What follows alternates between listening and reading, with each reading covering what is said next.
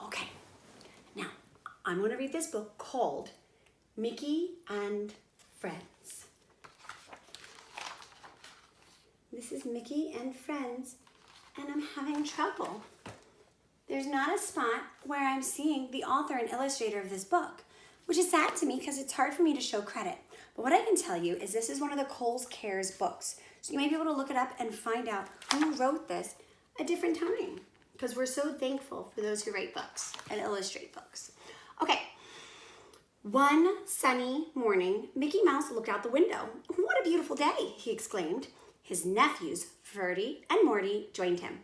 "Can we go play outside, Uncle Mickey?" Morty asked. "Yeah," said Ferdy. "We can play with Pluto in the yard." While Mickey stayed inside to clean up after breakfast, Morty and Ferdy happily went outside with Pluto. "Let's teach him to do tricks," said Ferdy. "Roll over, Pluto," said Morty. But Pluto just sat up and begged. "That didn't work," said Morty. "Maybe we should show him what to do," said Ferdy. The boys began to roll around on the ground. "Like this, Pluto," they said, but Pluto just watched them confused. "Let's try something he likes to do," said Morty. Ferdy threw a stick for Pluto. "Fetch," he said. But instead of fetching, Pluto jumped up and began to chase his tail. "It looks like Pluto has too much energy for the yard," Mickey said, joining the boys. "Why don't you take him to the park?"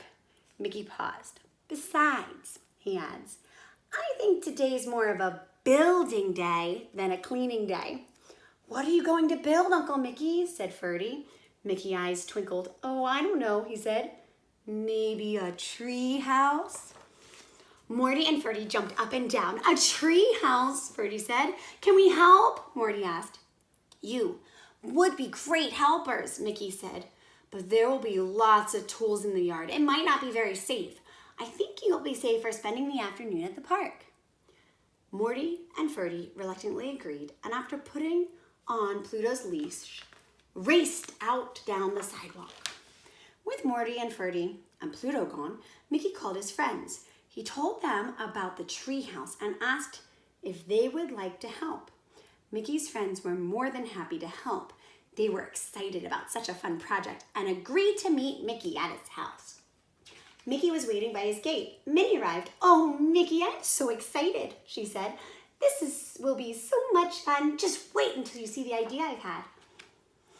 "Building a treehouse is a big job," Mickey said to the rest of his friends as they arrived. "Maybe we should split up the work." "Great idea, Mickey," said Goof. "Why don't you saw the boards, Goofy?" Mickey said. "Then Donald and I will hammer them together." "Good thinking." Minnie showed Mickey her idea. "That will be one of the most important jobs," said Mickey. Goofy dumped his toolbox out in the corner of the yard. His tools made a big crash and a big mess. Goofy found what he was looking for and began sawing the boards. After a few minutes, Minnie walked up. "Sorry to bother you, Goofy," she said, "but I was wondering, could you cut some boards for me too?" "Sure," Goofy said with a grin. "Just tell me what you need." Over by the big tree, Donald and Mickey worked together to make a rope ladder. When they were finished, Mickey attached the ladder to the thickest branch. He gave the ladder a strong tug. It didn't budge. "That should do it, Mickey. Once we finish building, we can use this ladder to climb into the treehouse." Then Goofy brought them a stack of boards. "Here you go," he said proudly. "I still have to saw the boards for the roof, but you can use these for the floors and walls." "Thanks, Goofy," Mickey said. Mickey and Donald climbed into the treehouse, pulling the boards behind them. The sound of their hammers, there's our hammer tool again. The sounds of their hammers echoed through the backyard as Mickey and Donald started building. Across the yard, Minnie pulled out her hammer from her tool belt. Lots of people are using hammers. Well, if Mickey was using a hammer, I think she would use one like this with all the flowers on it. Okay.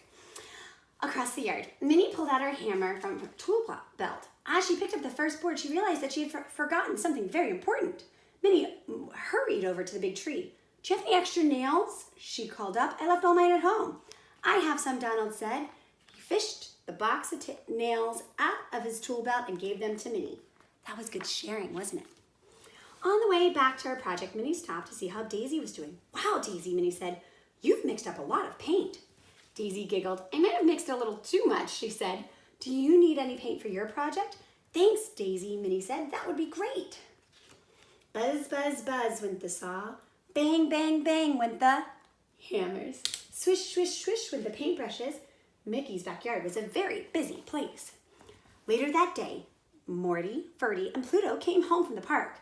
Morty and Ferdy couldn't believe their eyes. Wow, the boys cried. That's the best treehouse ever, added Ferdy. Then they scrambled up the rope ladder, but Pluto stayed behind. He tilted his head and stared at the ladder. He couldn't climb it like the others. Oh, how's Pluto feeling? Must be feeling sad. Mickey understood right away. Don't worry, Pluto, he called. Come around to the other side of the tree. Pluto trotted around the tree and found something that made his tail wag. A set of stairs that were just his size. Minnie made them for you, Mickey explained. Now come on up and join the fun. Pluto ran up the stairs. It really was the best treehouse ever. The end. I love this book because of how well they work together as friends. Okay, have a wonderful day.